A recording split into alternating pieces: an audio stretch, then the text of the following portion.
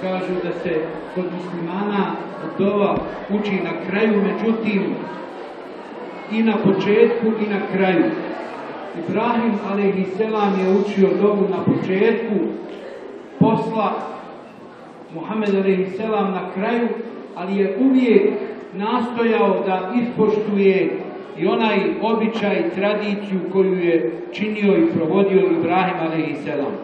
Stoga svaki kraj koji mi napravimo u bilo kom poslu, posebno u poslu koji je završnica dobra, trebamo kazati da je to zapravo neki novi početak. Kod muslimana je običaj i najvećim ibadetom se smatra da se uči izvorna Božja objava Kur'ana.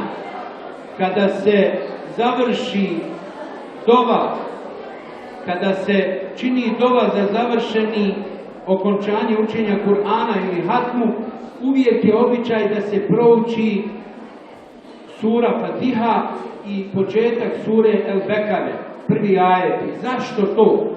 Zato što simbolično treba uvijek biti u lancu dobra.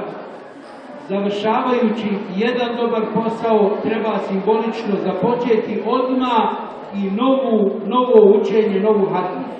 Tako da, evo, na ovaj način pozivam vas da ovo vaše prelijepo druženje koje je trajalo zapravo smatrate jednim novim početkom, jer poslije ovog iskustva sigurno ste bogatiji za nekog prijatelja, za neku spoznaju i što je najbitnije, stekli ste pravo, kako reče fra Josip, moj dragi prijatelj, da zamolimo dragog Boga, da mu zahvalimo svako na svoj način, ali jednom te istom Bogu stvoritelju, i neka znate, bez obzira na kom jeziku, bez obzira koji slijed riječi imale, molitva ili dova ili zahvala se uvijek uči srce.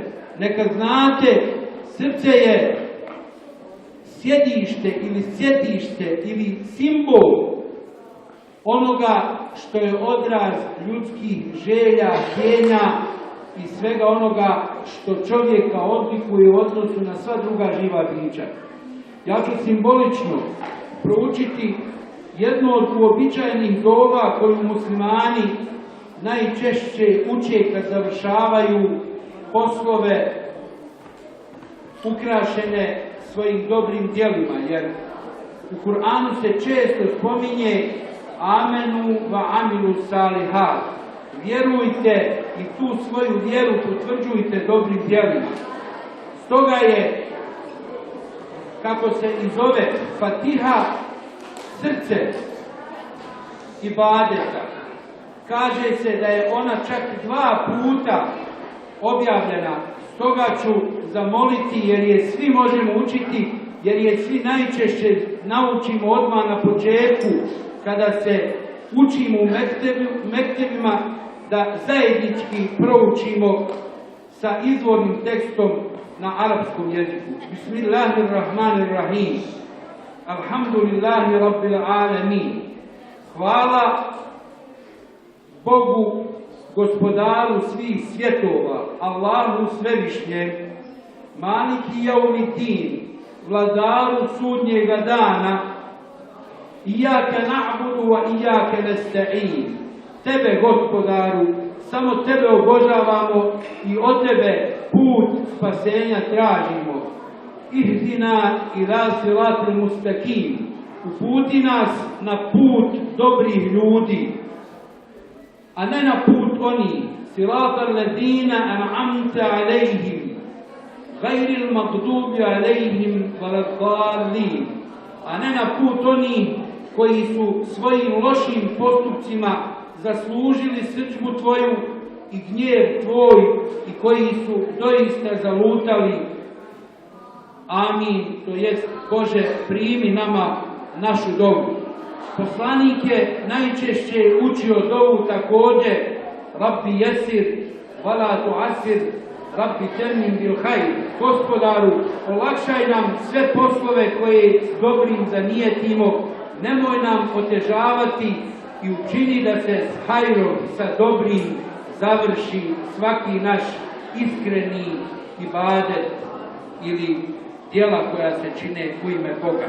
Gospodaru, smiluj se nama, našim roditeljima, svim iskrenim ljudima, vjernicima i vjernicama koji čine i koji su činili dobra djela u Tvoje ime. Gospodaru, smiluj se svim ljudima nad kojima se nepravda čini. Podari nam snagu oprosta kad ljudi nepravdu prema nama učine.